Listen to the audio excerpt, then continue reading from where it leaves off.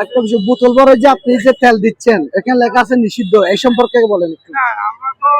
বারবার নিষেধ করছি যে বোতলে ক্যানে গাড়িতে তেল দেওয়া হবে না, কিন্তু এরা অনেক সময় বলে যে ভাই আমি আমার ট্রাক্টরটা আমার গরুদানটা নষ্ট হয়ে যাচ্ছে, একটু যদি আমি একটু যদি জল দিতে পারি আমার ধানটা বের হবে সেক্ষেত্রে। এবং মানুষের কতগুলো অবয়ব গঠন থেকে বোঝা যায় ক্যান্সারটা বলতে ক্যান্সারটা বলতে, সেজন্য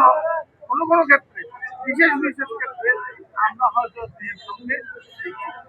এটা অত্যন্ত বাধ্য হয়ে এবং এবং সে বড়দানের এর আমরা